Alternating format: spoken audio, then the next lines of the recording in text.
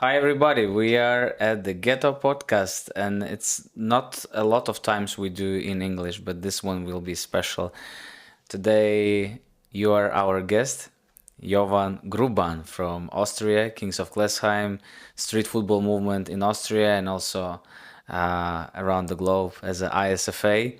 So, usually, you are doing podcasts, usually, you are talking to the people, usually you doing that stuff. So now I will be, let's say, interviewing you, and we will get a little bit more from you, not only about you, but also in general. And as we will be talking about the Kings of Klessheim, street football in Austria, maybe also in the middle of Europe, and recent World Cup. So this is welcome to our podcast. I think you have seen our podcast on how we're publishing it, right? It's 73 or 74th edition of the podcast, and now finally you are our guest. Thanks for having me, for real. Appreciate it a lot. Also to be finally here. It feels though special, to be honest, because I'm a huge Joe Rogan fan, and this guy has more than 2,000 podcasts. And I do believe whatever Ghetto TV is doing is the Joe Rogan experience of street football. So Basically, this is how we also not started, but if you see first podcasts are there are almost no studio, it's just same table, I guess. No books, no nothing, like even terrible sound, but because we needed to start something, we wanted to start something, and we started to do, and then we started to think maybe it's not the right way how you do things, but sometimes you need start to do, and then you process in process. I don't know. no, I mean you gotta start somehow. And also I believe whatever Ghetto Games was doing in the beginning, it was also not perfect. Whatever anybody was starting in the beginning was not perfect. But if you keep going, it develops to something beautiful. And this is how we ended up also doing stuff together because each one of us decided to start. And fuck, man. Yeah, yeah. And so let's maybe if people ask you, how do you usually introduce yourself? So who you are? Basically, my name is Jovan Gruban. Originally Serbian, grew up in Austria, and dedicate my life to street football. I organize since almost 10 years street football events. I play myself since I can think. I never played football in a club. I always played on the streets, and this is why this whole sport is so special to me and so important. And yeah, the goal is, as you know, to professionalize 3v3 street football.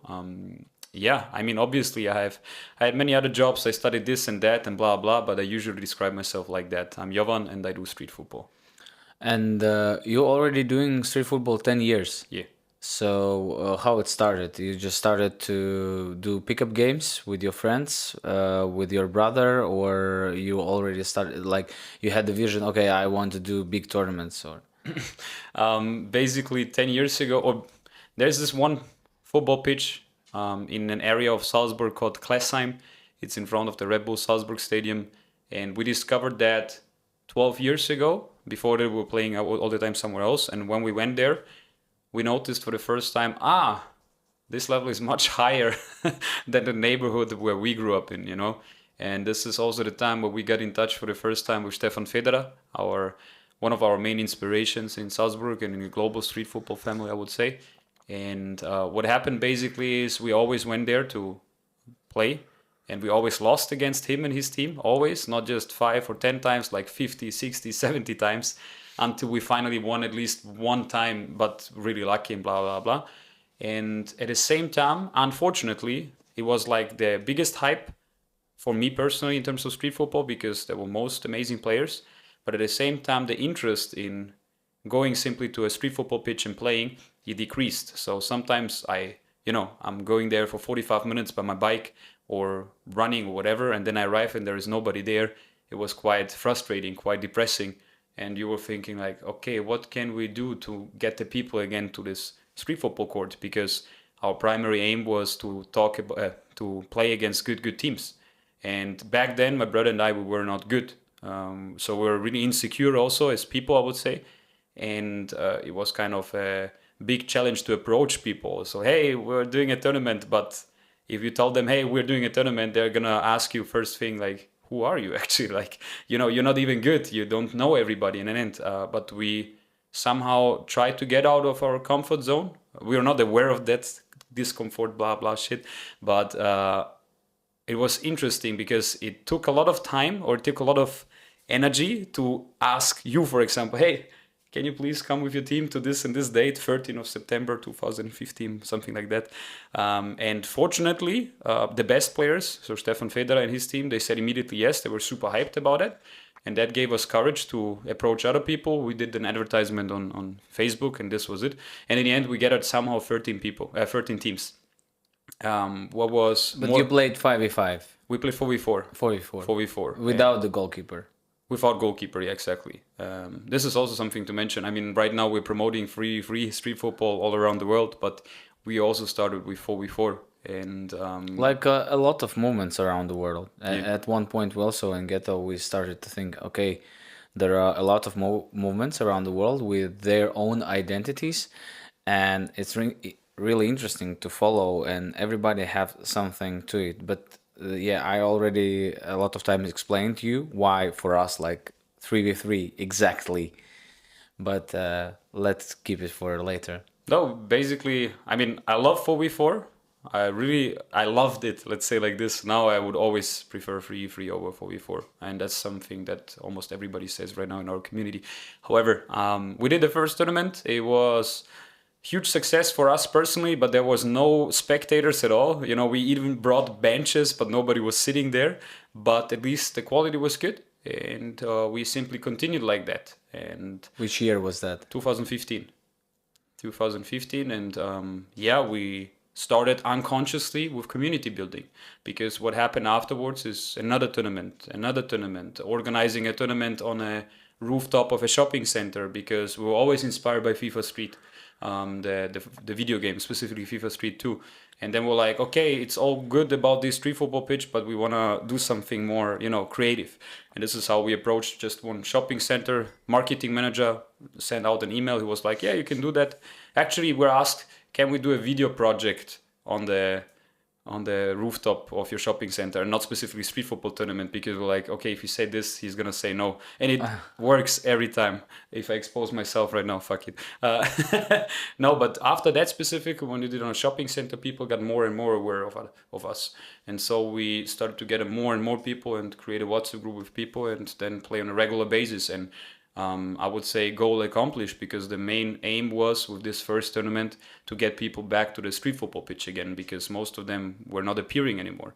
But for some reason it was there again, the fire of people. Why do you think it was a thing before and then it wasn't?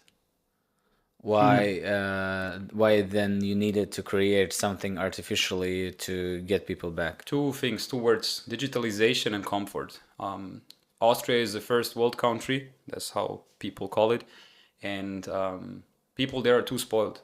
I see it every day. Like, they have too much. Almost everybody there has too much, and also in combination with your phone, that basically unconsciously forces you to stay at home, or to simply scroll all the time. Or it doesn't matter if it's like any kind of more developed PlayStation games, whatever. People get lost in this, and specifically with the comfort, I'm 100% sure that this is kind of numbing the fire that you have within yourself, numbing your own whole mood, your energy. And in order to get people out of that, you do have to create something that is more amazing than a video game. And this is what we actually try to do with this rooftop thing. Because yes, FIFA Street is one thing, but also FIFA Street is just one game, and whatever Kings of Klessheim is for us, it should be for everybody else sicker than a video game, better than a video game. And this is why we actually look for warehouses, underground garages, and an end. And the feedback that we receive is also this, that it's actually better than a video game. And I do believe this is the main thing. Yeah, and how it was like approaching in Salzburg, because Salzburg is not known on the street football scene as the same as Riga. Maybe I know the answer, but maybe for the others, or maybe you will surprise me with your answer. Even if we talked a lot of began. So how do you think it's worked in Salzburg? Because Belgium has its street football on its own. Netherlands also has it. I would say UK, Denmark also would say that they have on its own. What's with Austria? I do believe that there is a huge unorganized street football community in Vienna, because in Vienna you have a lot of street football cages. It's still unorganized, but fortunately our friend Julian, shout out to Asphalt Wien, is starting things there, so soon is going to be organized. And in Austria, in Salzburg in general, I don't think that there was anything organized before us. Street football was being played by everybody, of course, but the main thing is about an organized community, and it didn't exist before. And I do believe the only thing that made it exist in the end was Klessheim, was Kings of Klessheim in that case. And I do believe a lot of people didn't even talk about it in a way of, this is street football. It was just football, you know. And so people started to hear for the first time about the term Straßenfußball in German, or street football. And the more you repeated it, the more they started to identify themselves with it. Just because I identified myself with FIFA Street, with the video game, doesn't mean that everybody else did it. Actually, almost nobody did it. But we were trying to promote, my brother and I, many times, like, hey, this is FIFA Street in real life. And I guess this is how it worked in the end. This is what I'm a little bit worried about. That maybe we had, okay, I'm not inspired by FIFA Street, by the way, but maybe we are those last people with that sentiment, you know, and we are the last generation who needs the street football or movement like this, and maybe the next generation even don't need it. Once again, I also don't agree with that, because I see our young generation and what they are doing, like 16 years old, even 5 years old. We're doing tournaments for that as well. And I think and I hope that they need some kind of places like this, which are not look like your club training, which are not look like you're spending time with your parents, and not look like you are in a school. Yeah. But at the same time, I'm a little bit afraid maybe that, you know, street style, okay, street right now on the top in music, in culture, in absolutely everywhere, fashion, absolutely everywhere, like street. So look at our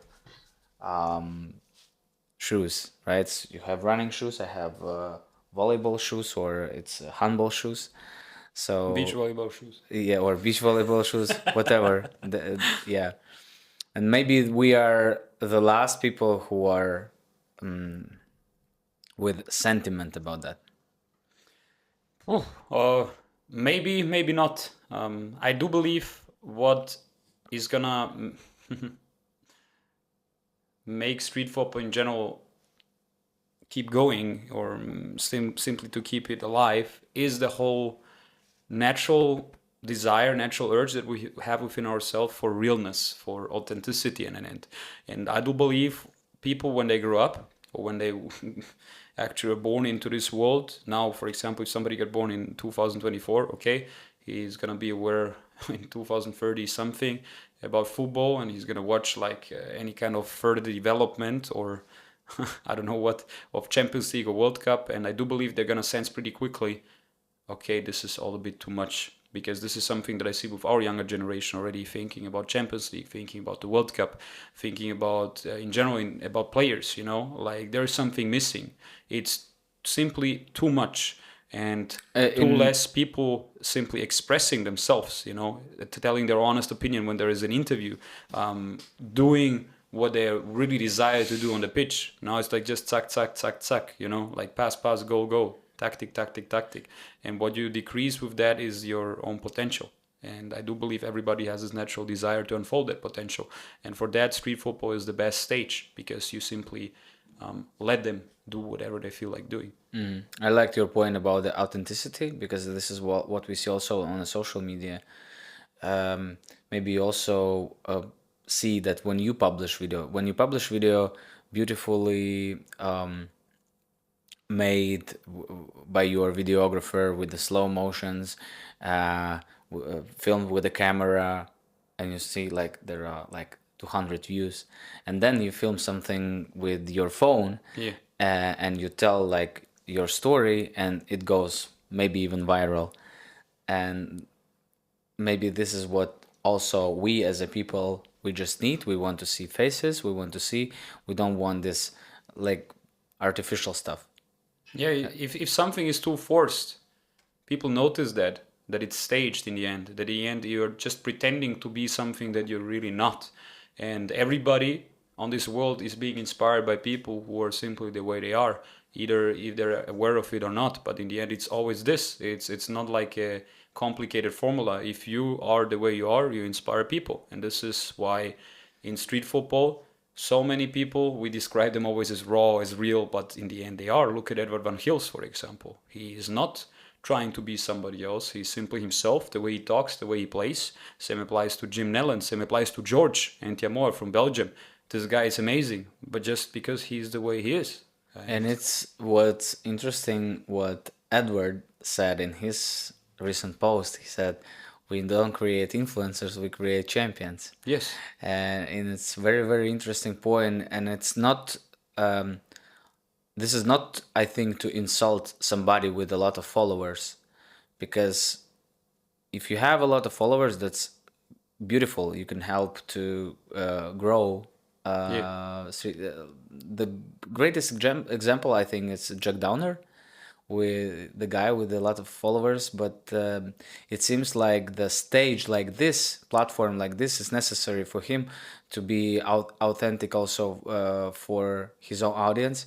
And even if England didn't pass into best of 16, I think he earned a lot of respect from the other street players who has, I don't know, thousands times less followers. Yeah. But I think that opinion is important for him, and that you are in the community, and then you can continue do your videos with the confidence, I don't know, or with the feel of satisfaction. I don't know. This is how I read that situation.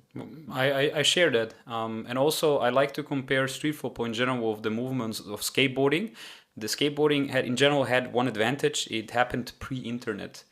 That means it was all about simply expressing yourself and not trying to present yourself to other people. Because this is the main challenge right now when people become famous on Instagram or do some crazy skills. They're more concerned about how they present themselves to the audience than actually expressing themselves. And if this is the number one priority, to think about how you present yourself to the others, then there is something wrong, and we have to basically cycle back. And I do believe that everybody, like Jack Downer, like all these people who have more followers and are actually competing in raw tournaments. Jack was with us in Boiano, a small town in Italy. Like, He was in 2022. He was in Hungary in cage ball. oh, okay, I didn't know this. That's okay. Yeah. He Also, booked tickets from London, took his team, and they participated because they wanted to qualify for EuroLeague finals. nice. Yeah, but basically, it's about that. You know, like sometimes you go to those small tournaments, you know that you don't have any kind of gain out of it, but you simply do it because you love it. And this is where people notice again, Jack simply enjoys street football in a small town in Italy, and this is it, you know, like. And man, if I think about this guy, I can tell many, many, many more stories. But, you know, for example, the first time he came to Salzburg, to Austria, he slept at our place, you know, so there's no fancy hotel required, because people see him, you know, not making Neymar, being there with famous actors, footballers, Gareth Bale, Sporting Lisbon, blah, blah, blah. But in the end, this guy sleeps at our place in the bed of my brother. He is with us in Tokyo, where we share a small Airbnb with 15 people, you know, sleeping next to his best friend. And it's like the realest thing that you can expect out of street football. And just to cycle back to skateboarding, it's exactly how skateboarding was back in the days. You know, some random guy was organizing like such a random contest in skateboarding. People from all over the places are coming, sleeping at his parents' house, and then they do something together. And this is how street football right now in this moment is. Some random people joined again, go to random places, sleep somewhere together, to play together, to share time together, and out of that develop something incredible. And yeah, the outcome is obvious.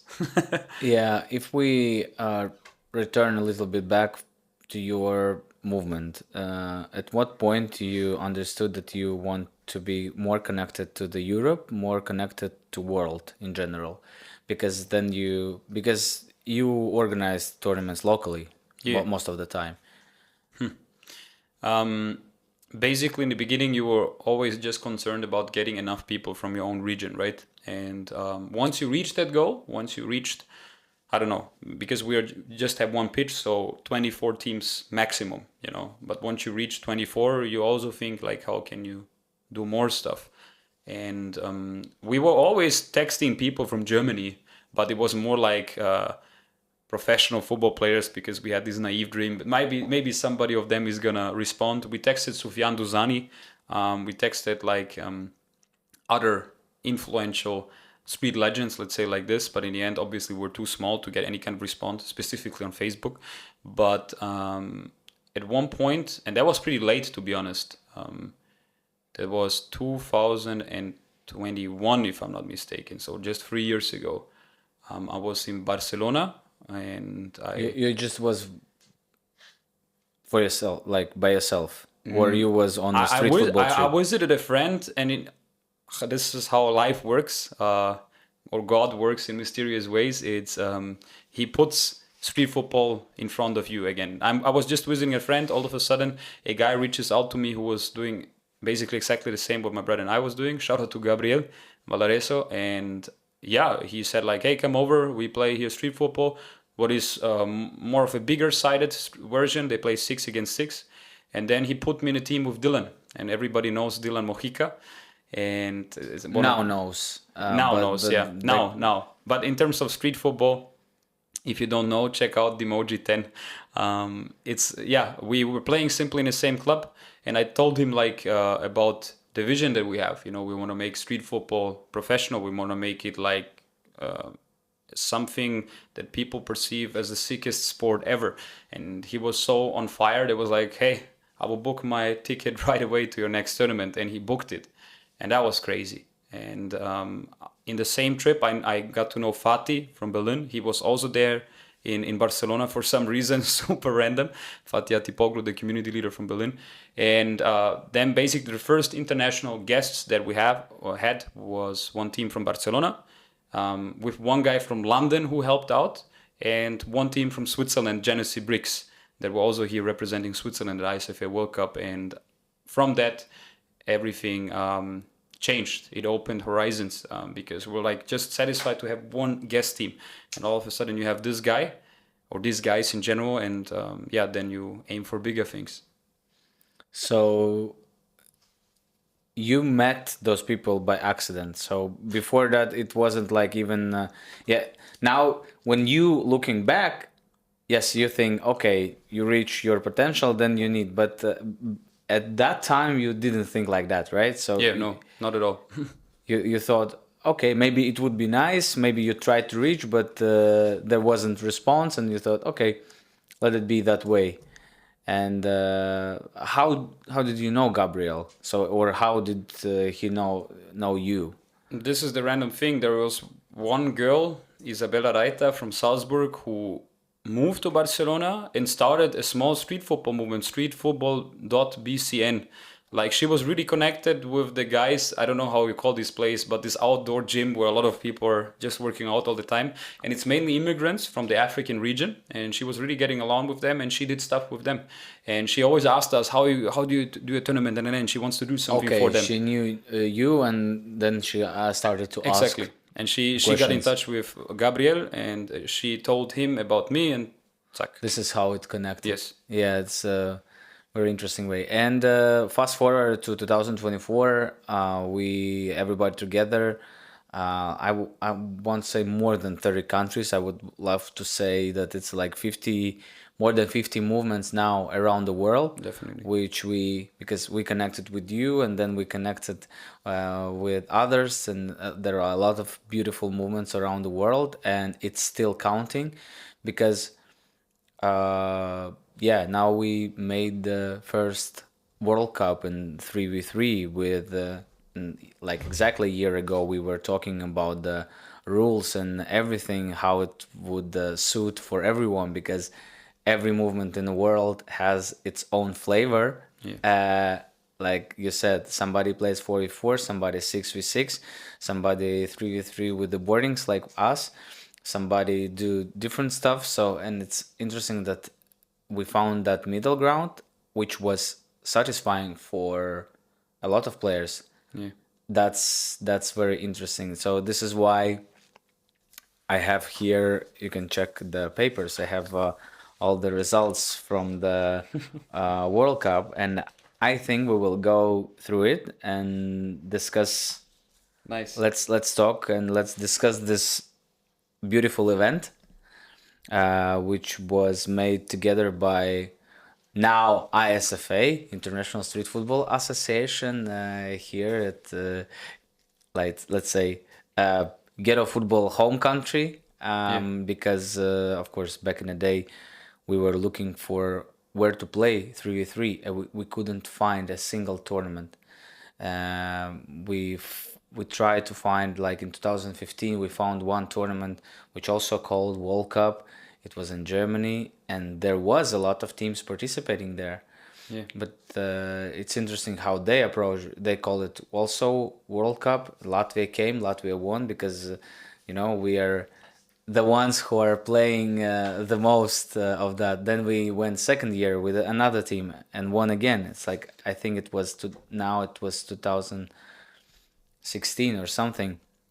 Then also Freestyle Football Association did in Prague also 3v3. We sent the team there. We got third place. So, and at that time we felt like, wow, Latvia is going everywhere and winning. And then we invite some teams here, like Panahaus came, and they like got knocked out in quarterfinals or something like that, because they mostly play different rules. And here's Latvian tough football, Yeah. with the boardings and with everything, and then you see how a lot of different movements also started to believe that maybe they need to organize something, or they start to get accustomed to that game. And Panahaus won last two tournaments in Ghetto football, international tournaments in 2023 and 2024.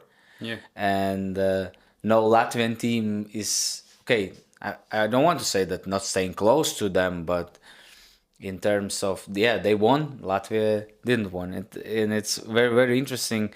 And this is why specifically I'm like really, really, really happy that it's happening here in Latvia. And I also was glad to hear a lot of feedback from others that they also happy that it happened in Latvia, because we're doing 3v3 since 2011. Yeah. Can I maybe just to mention something about why we did it in Latvia? Because you remember pretty well when we were discussing the whole World Cup location, where we're gonna do it. And There was two bidding cities. yeah, we were thinking about Amsterdam, right? Yes. But then we noticed pretty quickly, oh my God, it's not gonna be just 16 teams, it's gonna be more, and we cannot accommodate those guys in Amsterdam, and specifically in the Kingsdome, where we aspire to do, because Kingsdome historically for street football, or the Amsterdam street football, is obviously amazing. But I do believe it was more than fair to choose Riga, because what you guys did all together, not just for street football, but for street sports in general, is amazing. And it has to be respected by everybody. And I do believe everybody has to be aware of that. And I'm super happy that we had a lot of countries from outside of Europe that maybe heard for the first time about ghetto football, ghetto games, but now know what it is. Or maybe about the Latvia. Or Latvia also, yeah, sure. Many stories about this. But no, it well deserved, in my opinion, to choose Riga. And again, huge shout out to you guys, because it's incredible. You created a stable foundation for free. Obviously, free existed already also in Boiano in Italy. Also, nobody Yeah, nobody Yeah. was aware. And we even did the tournament in Italy in 2022. And I searched whole internet about the 3v3, and how I even learned like in Italians tre contro tre. So I was googling, and like nothing. I found that some once again Red Bull teams who participated, and they played there. So, or maybe some in, I don't know, Adidas tournaments or whatever.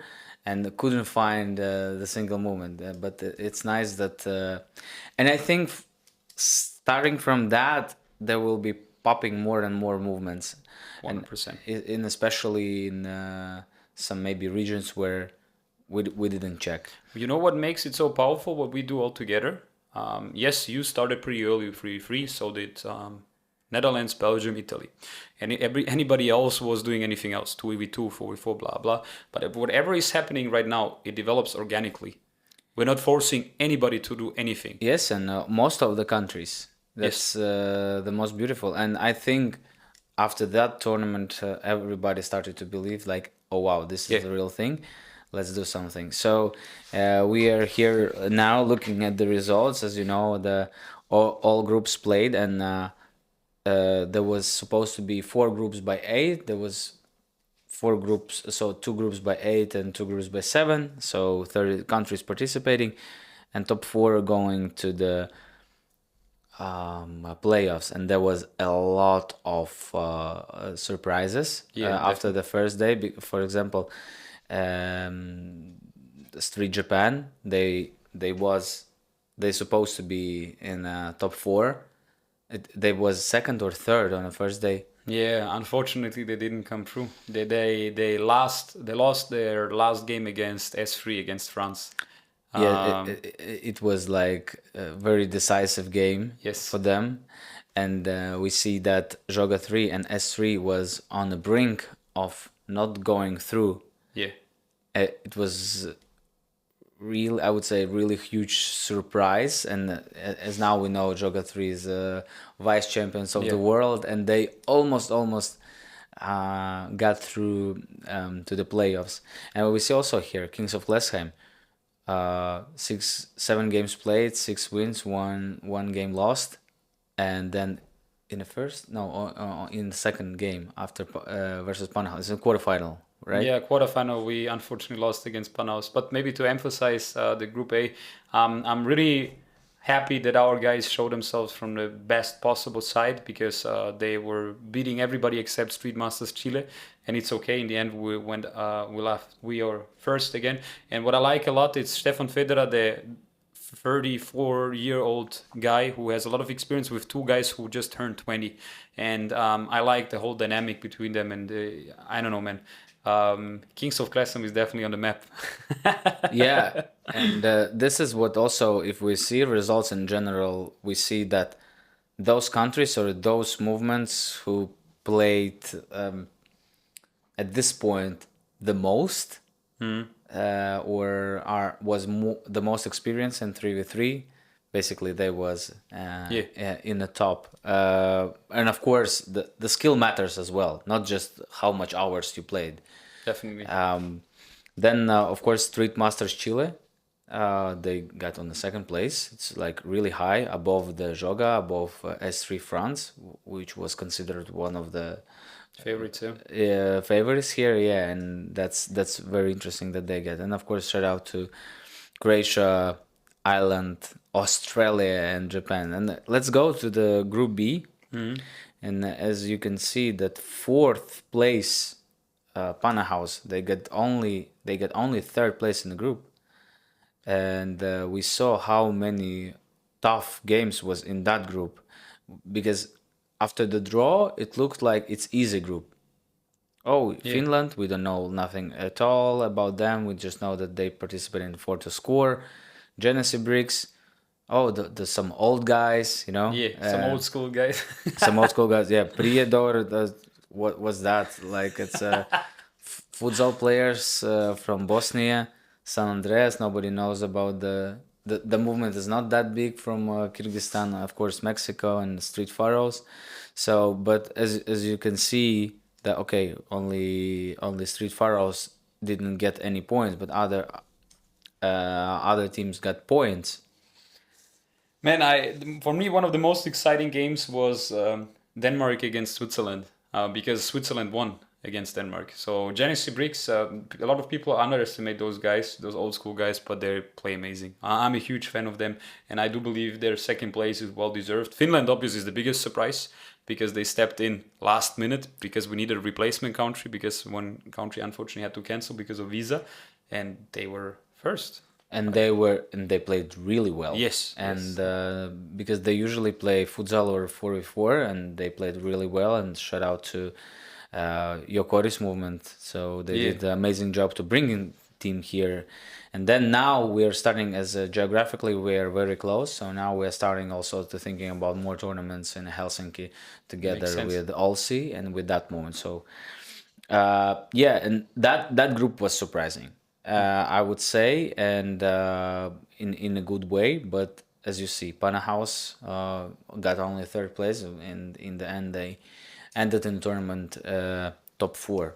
Let's maybe fast forward to Group C. Yeah. Only team in the tournament who did without any lost. So Serbian side. Yeah, most dominant team in the tournament, in my opinion. They lost obviously against the champion in the end, against Street Kings, but Serbia was the most consistent one. Yeah. In the group stage, at least, let's say like this. Crazy. They were smoking everybody. Like, no disrespect to the others, but if you win against Colombia easily 3-0, that speaks a lot about you. And you can see their goal difference is the biggest in the tournament. Yeah, They man. had 23 plus 23. They scored 28. So once again, very powerful 3x3 movement in Serbia. They started to do tournaments only 2 years ago in 2023. Yeah. When we was in Croatia with Rafael organizing Eurotour, they had their first ever final in 3x3. So we invited 3v3. three. You said 3x3. They have 3x3. Okay, that's true. Yeah, they have We have three. to educate them. It's 3v3, not 3x3. Yeah. What? So why we call it 3v3? Because we want to. First of all, it's 3 versus 3. Exactly, yeah. So and also why it's V, because Because of the verses and because of the everybody who started 3v3 street football back in the days, in Amsterdam specifically, in the 90s, they were also calling it 3v3. like versus. Yes. So it's this is the only reason why it's we a respect Latin it. word, right? To be honest, most likely, yes. I never had Latin in my life in the school, so... But yeah, I believe so. Yeah, and the 3x3 is also associated with the basketball Yeah. a lot right now. So let's keep it for a basketball. Shout out to first Olympic champions from Latvia. Much love, Latvia. Paldies. But Solar M and I want to say Serbia specifically, they also Latvia and Serbia are similar in those ways. Yeah. They have powerful street movement also back in the day and now. Maybe it's also that we are more Eastern Europe. People in Latvia doesn't like that we call ourselves Eastern. We are more like Northern Europe, but whatever. And yeah, dominant side of Serbia. A lot of people thought that they will win the tournament, especially after they won. Bojana Mundial, as we see, they brought really good team. So Yeah. you can see that experience from the. And also maybe because Italy, everybody says, yeah, they're really defensive in an end. But if you see they scored 19 goals in a group, I guess, yeah, it's second most amount of goals after Serbia. Yes, that- amount of goals Yeah. and also goal difference. Yeah, goal difference is all. Yeah, they just conceded obviously just 4 goals. So best defensive team together with Finland. Crazy. Yeah. Wow. Okay. Then we see Medellin Callejeros.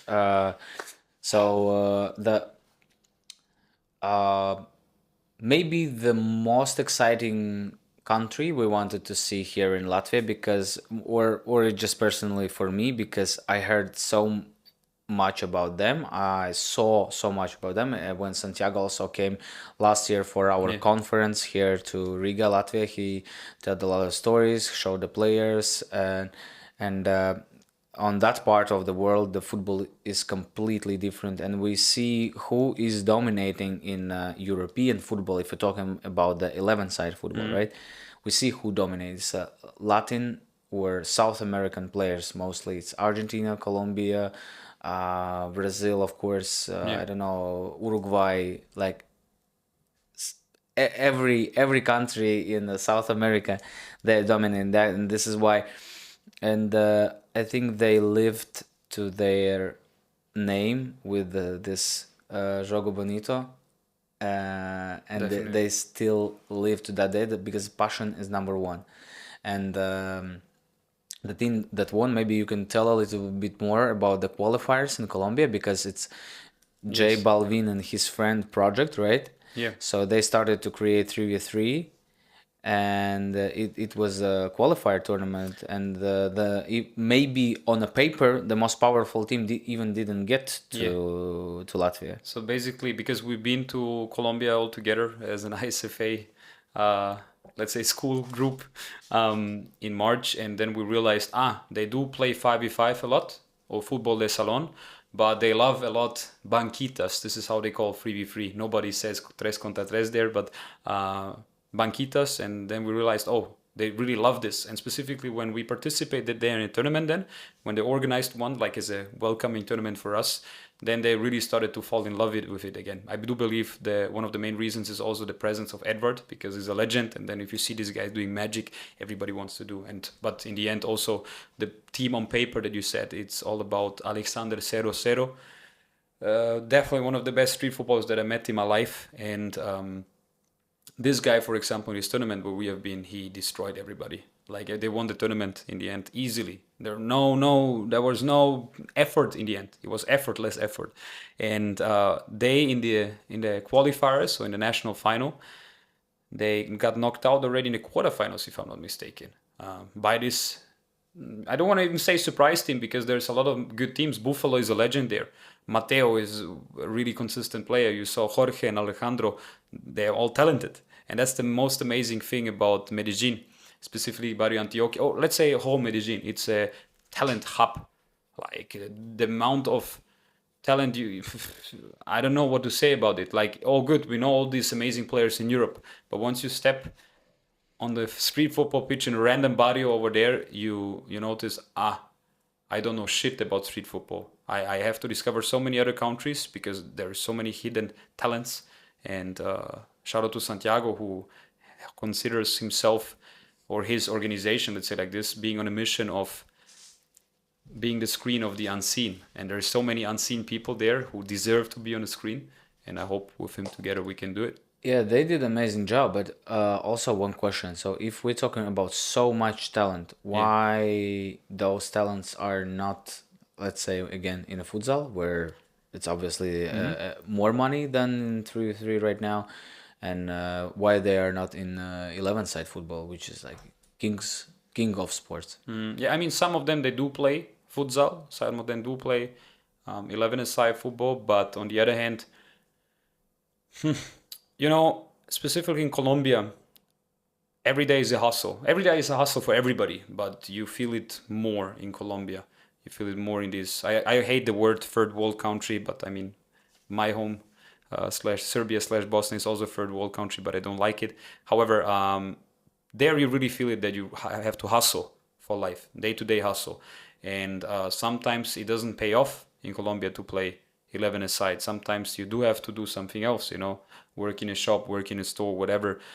Leo Weir is an amazing example, a guy from Venezuela who came all the way to Medellin and sold candy or something in the beginning, on the streets to somehow make money. It's also not the most easy thing, let's say like this, to have a normal job from the very beginning over there. Some people, they get a contract and that's nice, then they stay there. We have to, be aware of it. Whoever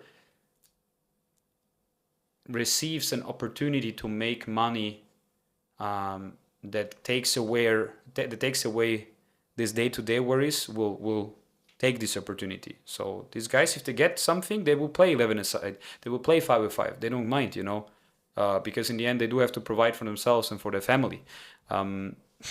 It's really difficult to answer that question, because I know for a fact that those people love football de salon or futsal. They love 11-a-side, they love 3v3. But they will decide now for something that gives them an opportunity to make money to provide for their family. But now, because of the futo and because of that Yes. screen thing, they started also making money also from the street football. Exactly. This is the beautiful thing, that people there, when they organized, how do you call this in Spanish again? I forgot the word. However, like let's say like another street football tournament in Medellin, they even pay those players to participate in the tournament, and then there is additional prize money. And some people, Hugo Pasos, Alexander Cero Cero, Pablo Sierra, they can really live from that, you know. And I don't want to mention too many personal details, but there is one guy amazing. He has 7 siblings, if I'm not mistaken, and because of street football, he's able to provide for his family, you know, and also for his parents. And this is crazy. Like when you see this in real life, wow, then you really feel that you're on a real mission with professionalizing free street football. Okay, so now that could be the why they are not there, not only because they're not talented enough, but also because they need to do other things. Yeah. And then now they found their way through the street football. Yeah, Not- yeah, yeah, yeah. Let's say like Okay, this. let's move on. Fourth place in Group C, Nike Strike. I'm personally disappointed, of course, but not in disrespectful ways. And I think the guys also from Latvia, they wanted to play more. Everybody knows that we play by slightly different rules. I would say 80% of the rules are, maybe 70% of the rules are the same. Yeah. But the lines and the not having boardings is what matters. And this is why I think maybe Nike Strike on their first tournament ever, but these rules not showed them in the best way. But I think those guys have a lot of in the future. And also about the Latvia football scene, what I want to also emphasize, and maybe to take a step forward also, or say something before for other movements. In Latvia, things happening like this. Back in the day, street football players stayed and played also in futsal. So you're playing in a national team, and during the summer you're playing maybe in a second division 11 side, and then you play also street football, then you play random tournaments, you play football all the time. Yeah. Now we have two futsal clubs which with huge budgets and with the salaries. They took those players who played before, and they taking also young and super talented players, because we have in Latvia a lot of talented also street football players. But as the in Latvia not so much people lives here, so they taking them and they cannot play, or they choose not to play because they want to save their, I don't know, time or energy for futsal. So it's a very interesting situation right now. We are working with those who are not in top, I would say, 3 futsal clubs, but back in the day they was, because there are no so strict rules, or I don't know, maybe we did better job back in the day, I don't know. So there are a lot of reasons, or maybe you get used to the tournaments on, okay, you spend your 5-6 years in a ghetto football, and maybe that's enough, because it's not like it's a lot of changing in the tournaments, right? So we do 20 tournaments per year, and of course football as a football, it's the same. It's not changing so much. Of course, we slightly changing rules, and maybe we will slightly change also for the next year with 1v1, which is a very beautiful thing. So yeah, this is what thing about Latvia, and this is what I want to be other movements be aware. And of course, and this is also amazing. So if street football is a platform where somebody then scouts you for 11 side or a futsal, and you can get the money, like Dylan. Why Dylan didn't play in a World Cup? Because he played in a futsal, I think first division in Italy. No, it's not first division. Okay, It's not Serie first. B, but I don't know what Serie B really means. If it's second division or Should because be, most yeah. likely, yeah. Most likely, yeah. And if he's can provide himself from that, that's amazing. Yeah. So, and yeah, Kings 5, Jack Downer, as we already talked, he got his respect from the community for sure. Pana Nepal, even if they were stand-in, they did amazing job. I think all of those teams, Pana Nepal and Kings 5, they easily could be in the top 4, but it was 100%. tough group. Yeah, it Yeah, was we see by the points, yeah. So we see 21, 18, 15, 12, and then 6. So it's at the same time it's a huge gap Yes. of points. Hairstyle, more freestyle teams, but I think Poland has huge also potential to grow, and football is big in Poland. Yeah, same applies to Pana Studio, to South Korea. They're just starting with the movement. They're more about Pana, about ground moves, but I see how big their love is, for the street scene. So both are actually in a similar position, starting with new movements. I mean, obviously Poland does stuff since more than 10 years or something, but 3 means also the establishment of a new movement, Warsaw FC, what Damian is doing, and in Korea with Pana Studio, and I'm sure when they do more tournaments, they're gonna have better results also. And of course, once again, the more you play, the better you will be. It's like super simple rule, like Exactly. super simple. And let's go to Group D. Maybe before we go to Group D, just to highlight something about Nike Strike. Not just them, but I have it in my mind. I have these faces in my mind. I forgot the names of the players, unfortunately. But what I liked a lot about those guys, they were hungry. They were running after every ball like a hungry dog, and that was nice. They were giving it all.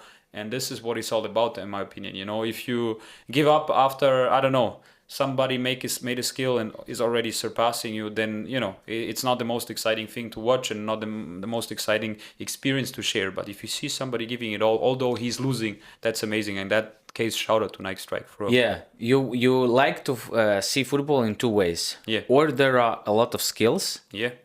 Okay, 3 ways. There is suspension in the game between two. You feel that energy, or you see how people are fighting. So even they don't have a skills, you see that they're giving everything. Even those guys have skills obviously, but even so, sometimes we have that in ghetto football. I don't know, under 14 playing. Of course, they're not so skillful, but you see that how they're fighting, how they are crying when they're losing, and you see that it means so much for them, and it makes you go forward. And now we go for the Group D. As you can see, this group produced 2 teams for the top 4. San Diego FC, who got the first place, and in the tournament they got the 3rd place. And Street Kings. Also, what I figured out from the whole table, all top 3 or top 4 teams finished their groups in a 3rd position. No way. Joga 3 finished as a 3rd position. Pana House finished as a 3rd position. Street Kings finished group as a 3rd position. Only San Diego finished as a 1st position. And Group C, which was considered maybe one of the strongest groups in football 3x3, no team in top 4, and which is like really interesting. So shout out to, of course, San Diego FC. And the story behind, so maybe other people don't know, that ISFA actually, like you, me, and other people who were involved in communications, managed to connect other cities. So because somebody knew New York, somebody knew Dallas, somebody knew Los Angeles, and somebody knew San Diego. And they were aware, but they were not speaking to each other. Exactly. And then in the end, hey, let's connect for this tournament. And it was amazing to see how in 1 year they did United States like local qualifiers. Then they did the national qualifiers in Los Angeles, and then the team of San Diego won, and they were sponsored basically, as I understand, by San Diego FC, which will be club in MLS next year. Exactly, yeah. Shout out to them also. Shout out them for following all this. I do believe also when you because you're mentioning how connecting all these communities with each other, I guess the main work of this primary communication was making them aware of their own worth. Because a lot of people they knew they're doing something with street football, but they didn't understand how valuable that actually can be, not just for the local community, but basically for the global community. And once you basically gather them under the same roof for the same common goal, for the same dream, then big things can happen. And what we saw specifically after this World Cup was amazing. Like some people leaving their country for the first time, being in a plane for the first time, talking for the first time to people from different cultures, and this is crazy and this is beautiful. And I do believe when everybody has this mission, is aware of this collective mission, then it's just a matter of time when this is gonna take over the whole world for real. And shout out to United States team who were so disciplined. So how they were on the pitch. Yes. So how they played, and they played fast football, really beautiful football.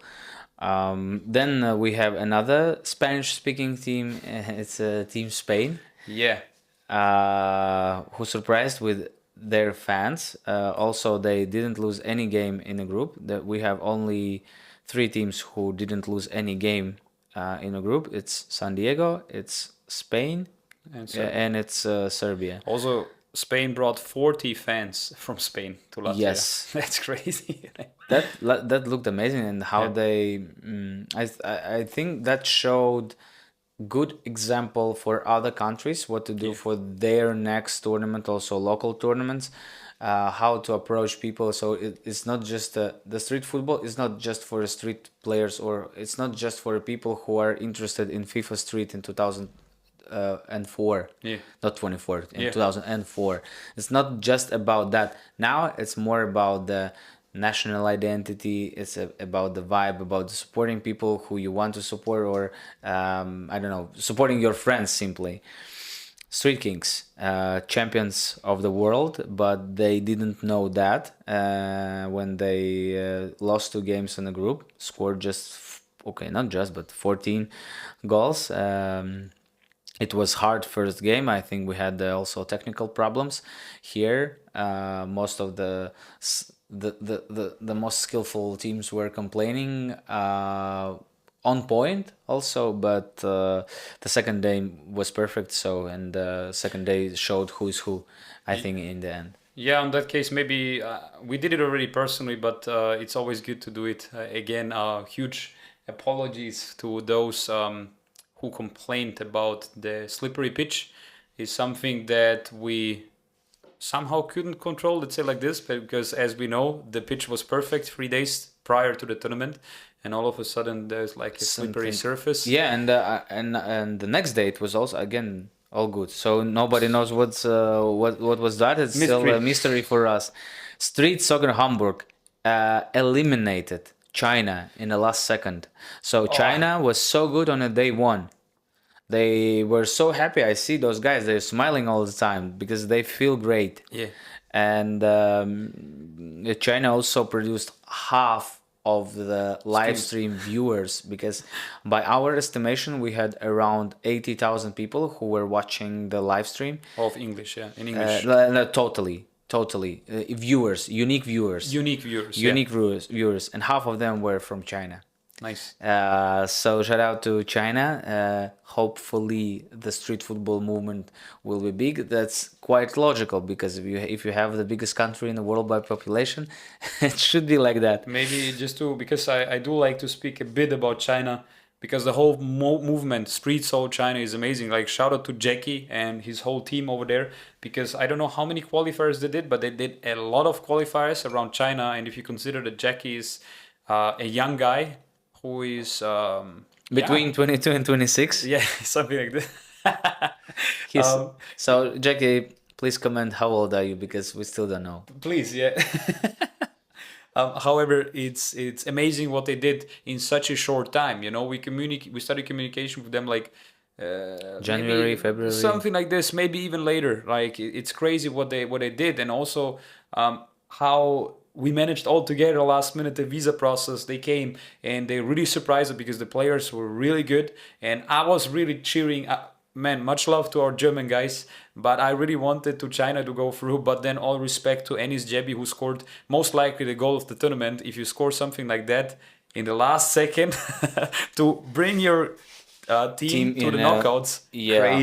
crazy. And also, Germany is not a surprise. Of course, we need to investigate what happened in Germany, because they're supposed to be more also national qualifier, because we know that there are movements in Berlin, and few movements in Berlin, like Balkan mix with their own I would say people. There are Fatih doing his stuff. There are Ahmed Rakaba doing his stuff. Then there are movements in Munich. Then there are movements in Dortmund. Then there are movements everywhere. But I'm glad that Street Soccer Hamburg, uh, be, uh, let's say, played in that tournament and was German representatives here, because they have one of the consistent and strongest movements around Germany. Because Yeah, we definitely. organized together to get a football tournaments in European tour. One of those was this year, and we see that consistency and we see that audience who are playing there. So huge shout out to Street Soccer Hamburg, and we wish for Germany the same, I would say, not the vibe, but similar thing what United States did. That more movements Yeah. gathered together, did their local qualifiers, and then did the national qualifiers. And also maybe because Ennis is by profession an educator, and this is something that we also all have in common. Street football, we all started with as organizers, players, whatever, and after being involved in community work, you kind of make a transition from an organizer player to an educator. You know, he's taking care basically of teenagers and children over there, and this is something that everybody of us is doing also in their respective countries, and that's the beautiful thing about it. But yeah, just wanted to mention. About the Germany, right? Streets of Sweden. The maybe one of the most professional players played there. The guy played. I don't think the others from other countries played against the Manchester United in I, 2013, or which year was that? So the guy played for AEK, if I'm not mistaken. Yeah, could be. I'm also not aware which club it really was, but he played Champions League. Martin Game. Mutumba, shout out against Yeah, Manchester he United. played, and we want to see once again Latvia geographically very close to Sweden. I hope that tournament will be a small establishment for our further Yeah. development. But because Sweden, Malmo, and Stockholm, the biggest cities, are huge potential for street football like that. And on one side, little disappointment in terms of result, but in terms of appearance, huge advantage and just pure happiness of Jogo Bonito from Poligno Street. We know that that team lacked half of players. Two of the players didn't appear in the tournament Yeah, for unfortunately. different reasons. They must, but they didn't. So I think the Poligno Street result would be much better, because if you lose half of the team and you don't know which we don't know which part of that team are the best players or not Yeah. the best player, we don't know. So, but I'm sure that if those two players would be, the results will be better for Brazil. That would make Group D even tougher. Definitely. And also maybe because I just received a message from Vinny from Brazil. Shout out to you, brother. I liked it a lot because he said that obviously in Brazil they're amazing players. They're kind of superstars over there. And coming all over the way to Europe to realize, there's actually even better players, if you can say that. And that motivated them to actually train properly, to come again, to participate again in international tournaments. And that's the beautiful thing, because sometimes you really think that you're the best, and you are most likely the best in your country. As soon as you go to World Cup, you I realize, think the same was with the Kings of Klessheim. I yeah, think the same was with Ghetto football. When you playing in your pond, let's say, and you are not aware of the movements around the world, yeah, then it is like it is. And so we go to the playoffs. We are, and I don't know actually how much interesting what we are talking. I think that's only interesting for the freaks, like for the nerds, yeah. for the nerds. Maybe you can fast forward previous 20 minutes what we are talking about. But I think with that part of the podcast, we wanted to pay huge respect to all teams who participated, and pay huge respect to every player who participated, and every movement who organized qualifiers for that tournament. So this Yeah. is why we keeping that part, and this is basically why this podcast is happening on the other side.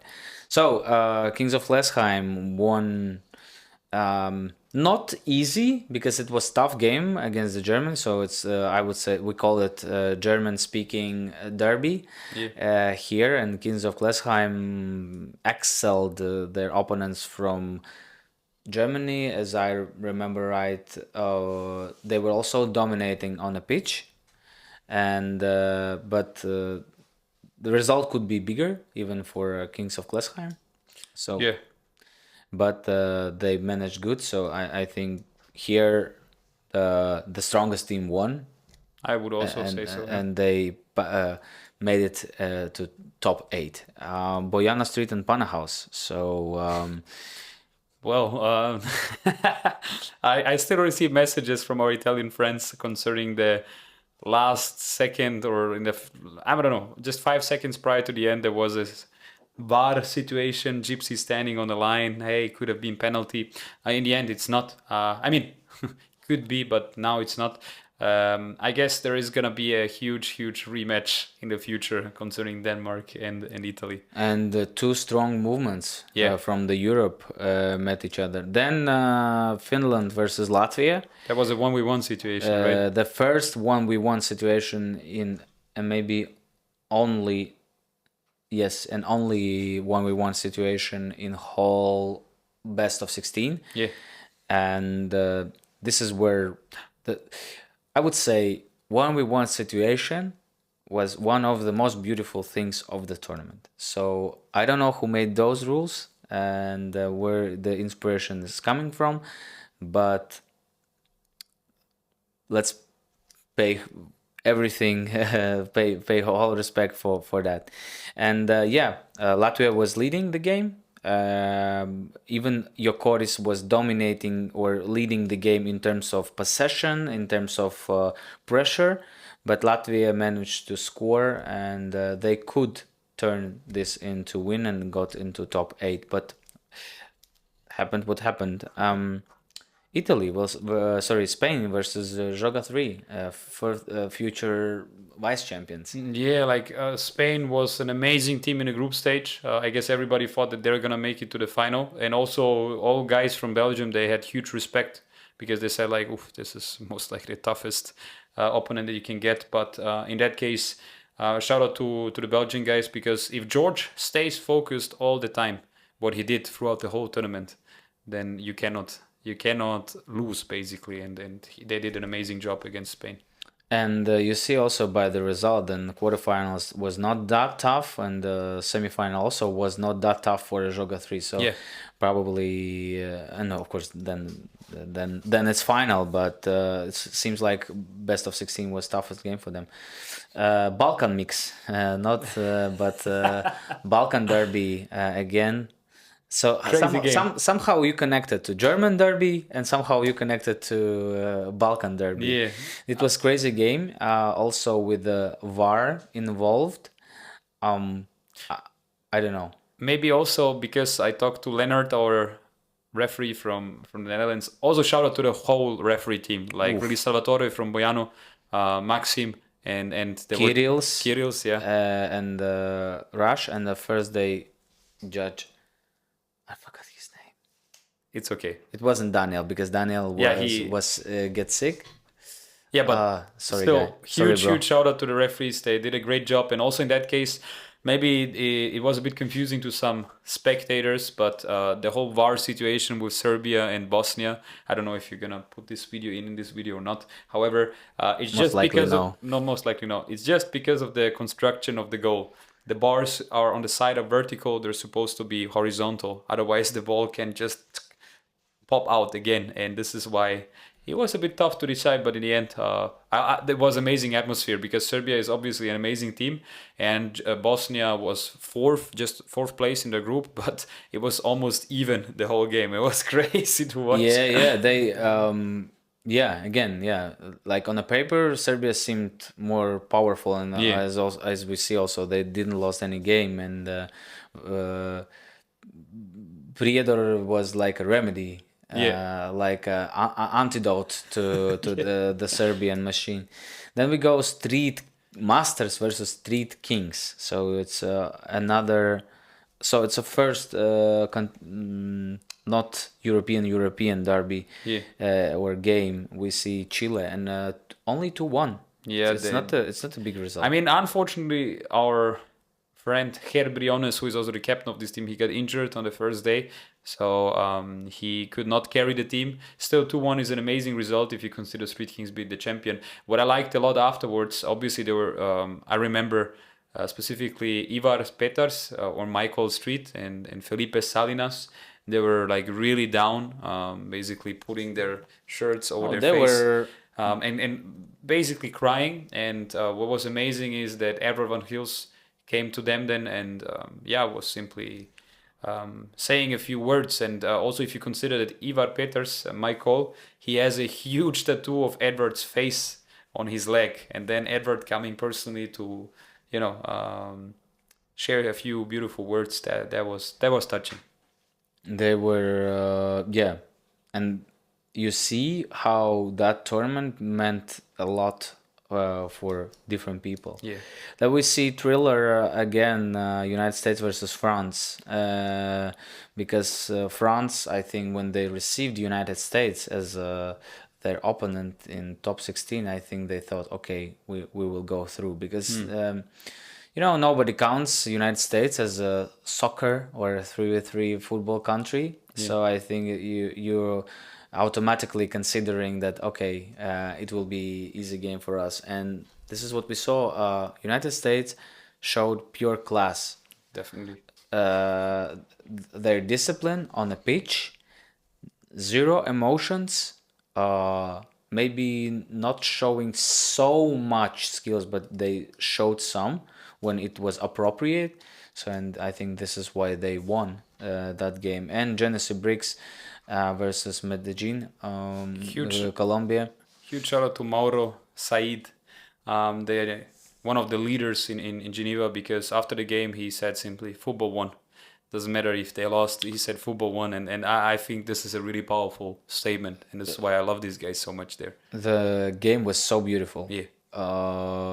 Because but also those, as you say, old school guys, they playing really beautiful street football. Yeah.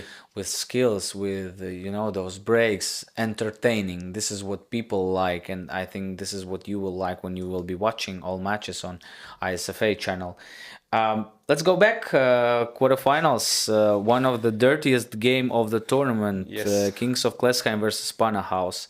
So this is what we don't like definitely about the street football, when it's too much complaining, too much touching, too much talking, and of course we understand that both teams want to win, but when the game gets this dirty, this is what not Joga Bonito what about. Exactly. But this is also where we have our referee that is then putting out the yellow card to take these people out who were playing dirty. And fortunately, all of the course of the whole tournament, we almost didn't have any other dirty situations, let's say like this. But yeah, in the end, our guys from Austria unfortunately lost against Panahaus.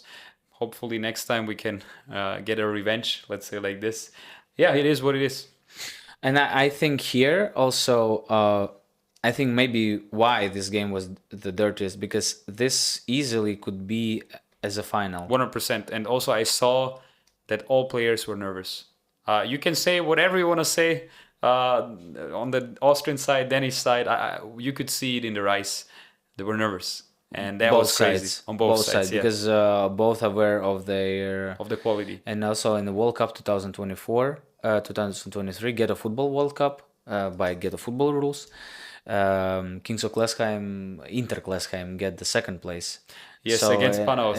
Against the Panahaus. So and this is where you can see that this is strong movement against a strong movement. Let's move forward. Jokoris, who played really well against the Latvia, were not so dominating against Joga 3. Pure class of Joga 3. Joga 3, George and Ahmed Wachani, and I think Abdul Karim, he scored maybe 2 goals in that match. I also believe so, yeah. So maybe when everybody was focusing on George and Ahmed, then Abdul Karim did his job because he was so patiently waiting for his moment.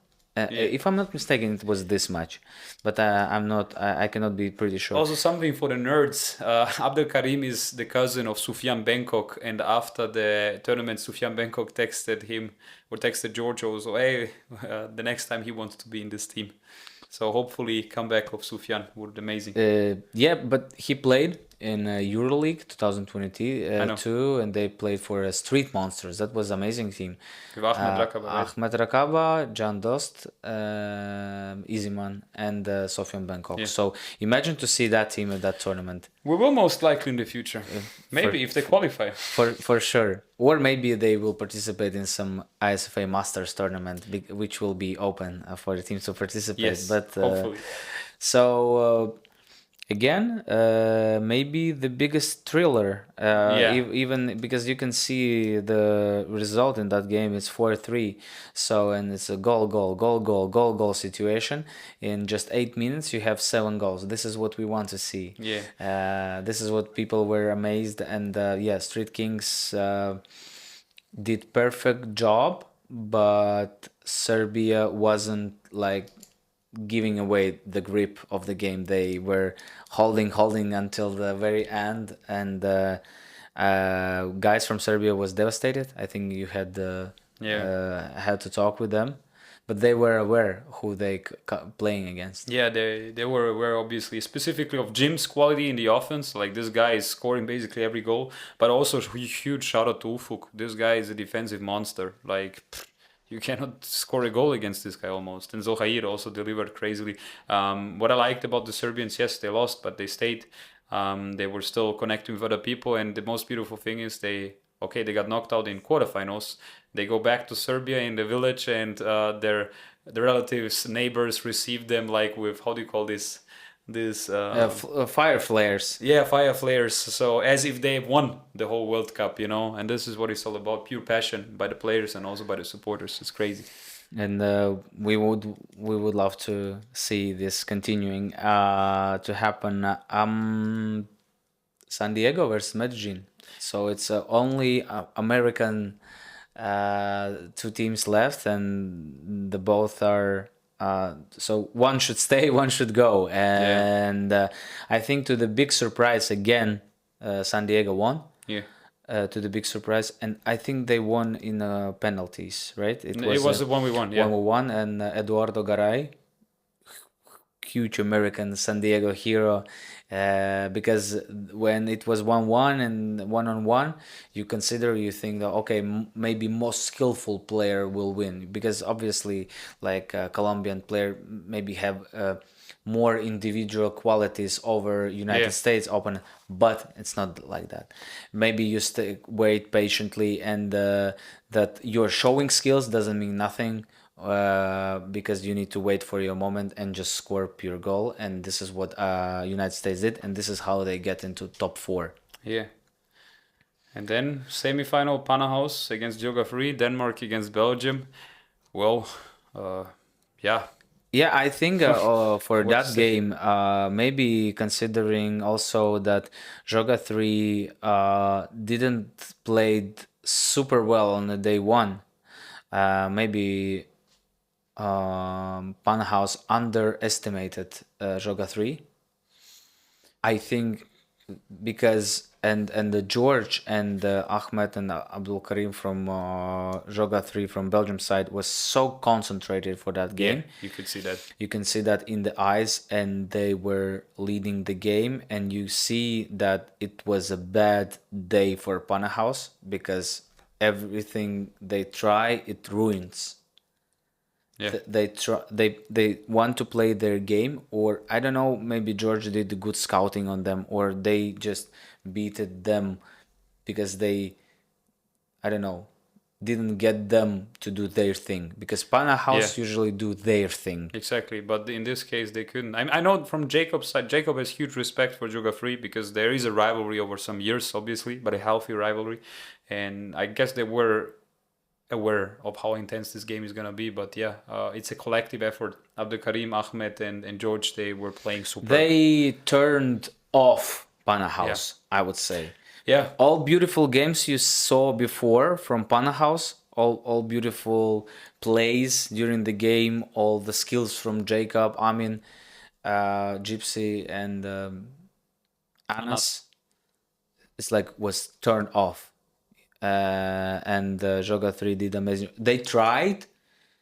You felt that there was also a situation with handball and the interpretation of the judge, and it was talked day before about like handball or not handball, but I don't think that 3-0 is not just about the handball. Yeah, no, not at all. So and here, but anyway, huge shout out to Pana House. Definitely.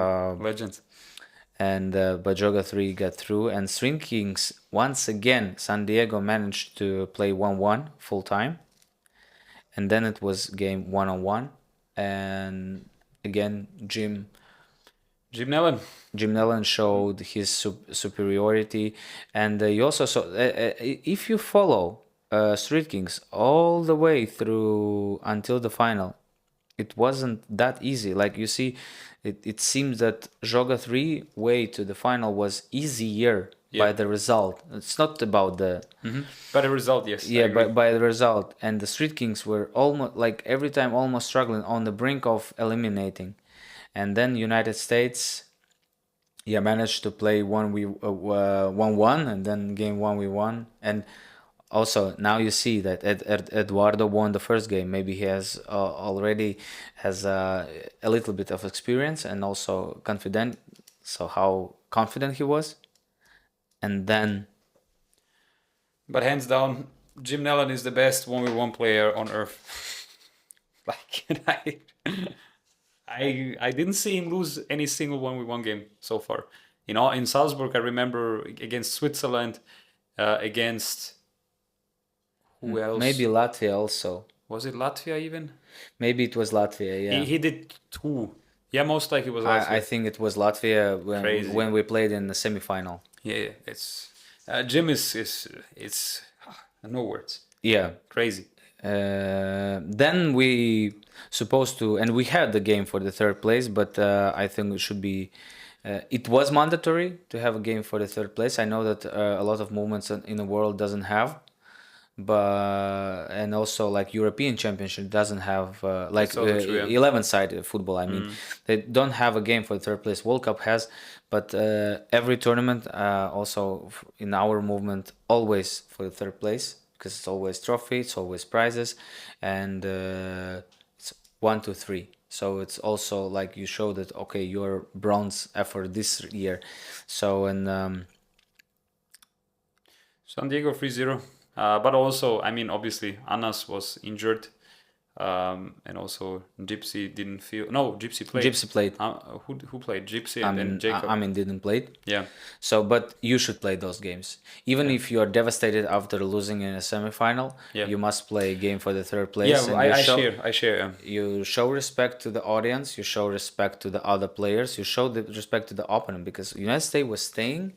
Because they lost before, they were staying and waiting for the game for the third place, because it's so important. You're coming from the other part of the world. You're coming from San Diego. It's 7-hour or 8 or 9-hour difference with Latvia. You come here, and of course you want to play, and you need to pay respect to the teams who are playing for the third place. So, and they didn't want no show match, no something. So, final. You see, I didn't even know that it was 0-0. I thought it was 1-1. Interesting. Yeah, I don't even remember properly. Really, it was 0-0? I mean, you have it here on the. Will say, you see how much we were. It could be it was 0-0. We all know that there was this 1v1, and probably the best 1v1 that you can hope for, because both deserve the title MVP. George Entiamo and Jim Nellen, and in the end, a few centimeters decided. Yes, George loses the ball.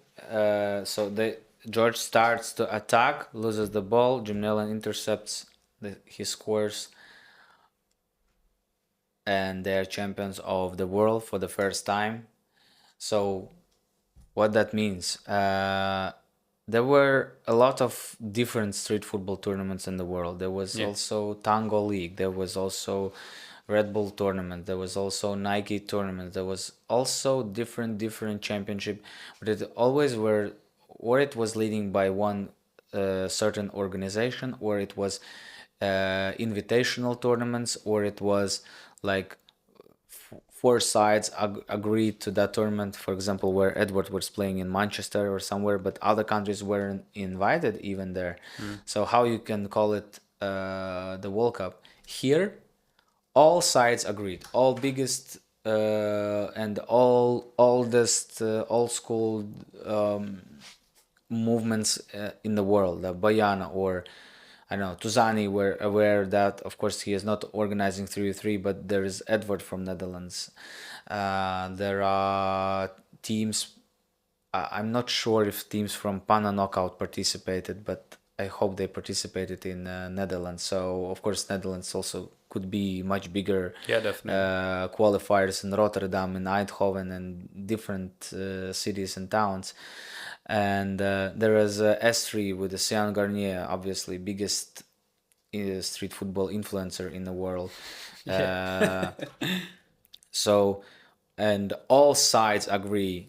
Even there is Pana House who are more with the Pana thing or a skill thing, and there are Serbian movement who are more straight, or like Latvia movement, more harsh and more hard street football movement with the borings, with the fighting, with the getting the winner. So very different philosophies all around the world, and everybody agreed. Everybody got their invitation. So more than 50 countries had opportunity. Or so you remember India, you remember Singapore, Angola, crazy guys. I'm not sure about the South. So Morocco, Argentina, Argentina, Peru. Peru, obviously. Yeah, some other maybe European movements. I'm not sure. There are small movement in Luxembourg, Norway. I don't know. There are still Iran, Yeah. Saudi Arabia. I can continue those countries, Ecuador, or so there are still like a lot to do, and everybody were invited and everybody agreed on the rules, on everything. Everybody came to one place. Thank you, everybody, once again, to coming to Latvia, because it's not direct flight here. You can go to Helsinki directly. You can go to Amsterdam or Frankfurt directly from not Europe, but coming to Latvia was. And playing in this storm in the factory, so it was amazing to see. So, and why it was so important, and also why I'm also happy that street football team won and street football won. Edward Van Hills did his job for 20 years, also not just playing with Ronaldinho and becoming the leader of the Ronaldinho Globe Street team, but also preparing next generation. And I saw that team with these players 5 years ago in Amsterdam.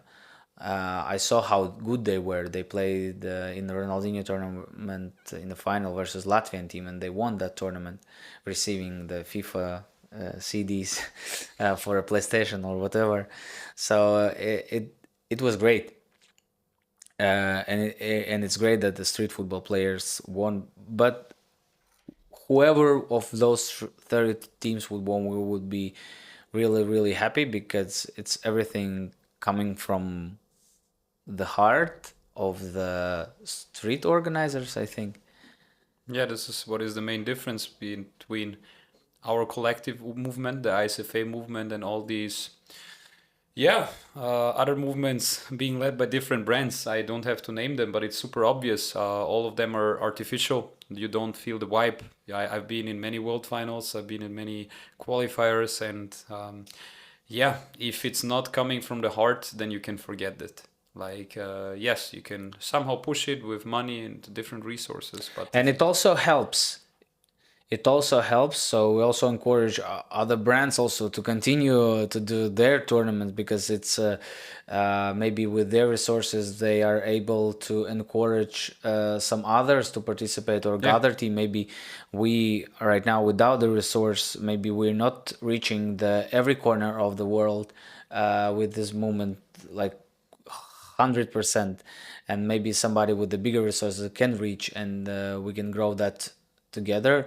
And I think the biggest idea and that for next edition or next any edition of the ISFA tournament, there is absolutely possibility for everyone to participate. So Yes. the one thing you need is to register your team for the first local small tournament, and then how it started.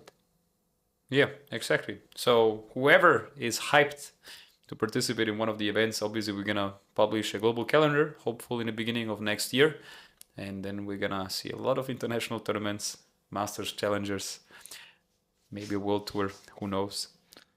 Yeah, and And we can uh, and, participate. and and as I said, so because to make your futsal team, you need to go through the lowest division, then to wait 1 year, 2 years, 3 years, then you get to highest division, that you win 1 million euro budget, then you Yeah, will get to the Champions League, and here you call your two friends, like let's say George did, yeah, paid for their tickets, came to Latvia and played in a tournament, or played in he did that for Hamburg or for Euro Tour edition or for a Ventspils Masters yeah, Championship. So this is what you do. So you need to gather your two friends. Maybe you need to be more leader, and maybe one of your three or four is the one who wants it a little bit more than others. But that sport and that format of the sport is opens doors to much many uh, straight to competitive format. yeah, So it's not just a training, training, training. They maybe you will get your time on a pitch, but here and as you play three people on a pitch, you have 33% influence on the game.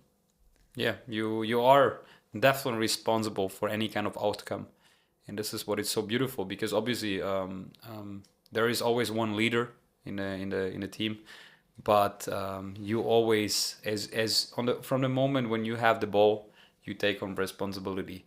But also if you don't have the ball, you're also responsible for the whole game, and this is what is so beautiful. But it's free because actually in the end 33.33%, like you said, Yeah. you're responsible for it. And then man, it there are so many aspects of street football like that you can learn from it, and I do believe for this we need another podcast session because I don't know, I just see positive things in that, like specifically for young people. About the young people. Yeah. So what's there for young people? Is it something planned? What do you think for, I don't know, under 19, under 16, under 14, under 12? Definitely, I do believe you're doing it the right way here. You're reaching the young audience from an early stage in different schools, in different clubs, and this is something that every community leader has to do also in their respective countries. You know, connecting with their schools to actually reach the younger audience. Some people do it already, right? But maybe not in such a professionally organized way like you do. And for that, you have the blueprint, and this is something that we're gonna share, obviously, with all the community leaders to make free really, really popular amongst the youngsters as well. Do you think young people needs that? And It's we get it's a really good question because we all try to live our lives somehow with just the basic needs, just and anything. with our memories. Yeah. But this is why I'm asking: do young people need? In this era, yes. Why? Because of the things that I mentioned was at the beginning in terms of comfort, in terms of digitalization, specifically digitalization. Because there's always a different thing. It's different when you connect with somebody via Instagram and tag him on this post and do a collab here and blah blah blah, and if you interact in real life. And this is why this was one of the most beautiful experiences in my life, seeing all these young people, also like our 20-year-old guys from Austria connecting with the guys from Brazil, from Holland, from Belgium, from any other country, talking freely. It puts you in a different zone, let's say, like this, and everybody needs that. And I do believe that a lot of people are underestimating the negative effects if you're just connecting via WhatsApp, via Instagram. Because I, maybe just a small anecdote. I apologized once to my uncle who lives in Bosnia that I didn't reach out that often to him. But I'm kind of oversaturated with messages, in terms of social media, and he told me, you don't have to apologize, because I live in a village in Bosnia, and even here in the village we don't connect with people like back in the days. Why? It's because of this illusion of connection that you have with WhatsApp and all these other apps. You think that you're connected, but you're not. And we had this conversation, really interesting, with him, and came to the conclusion, you do have to meet in real life to really feel connected to a certain person. You don't have to meet obviously every day, but it's needed. And this is what street football does in the end. It makes Connects you connect. people Yes. on a pitch, And on the pitch and off the pitch. watching, looking each other in eye, learning language. You don't speak English, I don't speak Spanish, Yeah, and we learn through the game and through the, I don't know, some common things.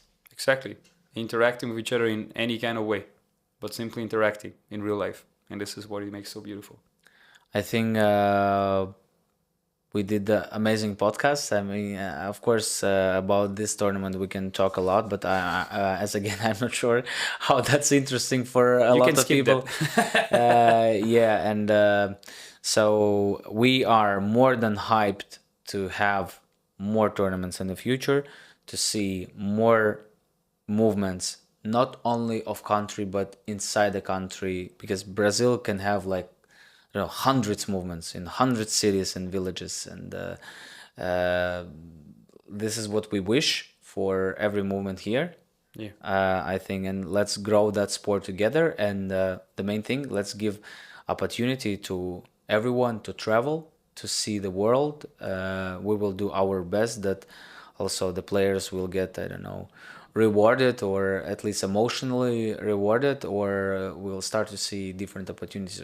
Because I think when you come from, I don't know, Angola to Austria, you start to see different life. Yeah, definitely. Amen. I can't wait. Obviously after this podcast, both of us are gonna work obviously together again. So whatever we're creating, whatever we're cooking, it's from the streets for the streets, from street guys for street guys, and for the world in the end. Yep. Thank you very much. Much love. It was Ghetto Podcast. Whoop.